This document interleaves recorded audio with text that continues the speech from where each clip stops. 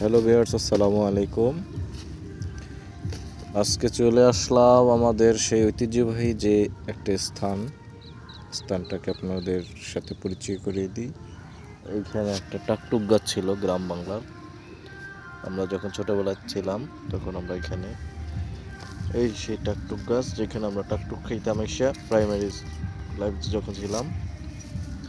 তো আসলাম সেইখানে গ্রাম বাংলার একটা ঐতিহ্যবাহী খাবার চালতা বানানো, গ্রামীণ পরিবেশে যাকে বলা হয়। আমাদের সাথে আছে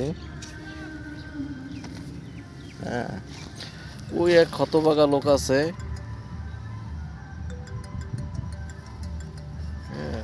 যে আমাদের খাবার স্বাদ পেয়ে সে আর ঘরে থাকতে পারতেছে না, এমনই একটা অবস্থা।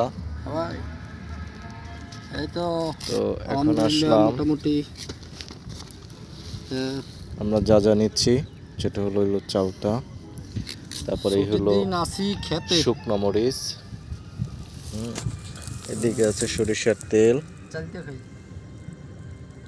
এরপর আছে লবণ, তারপর আছে চিনি, এদিকে আছে আপনার ধনেপাতা, শুরু করতেছি খাওয়ার, আরও থাকবে এর সাথে মিঠা, এবং স্পেশালি থাকবে হচ্ছে আমাদের এই চালতা বানানোর যে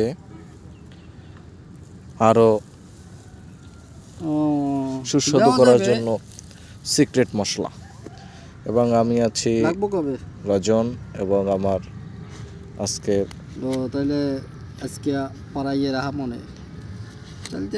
আমার এই যে বন্ধু, ছোটবেলার বন্ধু, আমরা একসাথে এবং খুব কাছের একটা বন্ধু, এই যে সে কাটাকাটিতে ব্যস্ত আছে, এবং আরও একজন আছে, সে আসতেছে। ধন্যবাদ। খাওয়ানোর সময় অবশ্যই আপনারা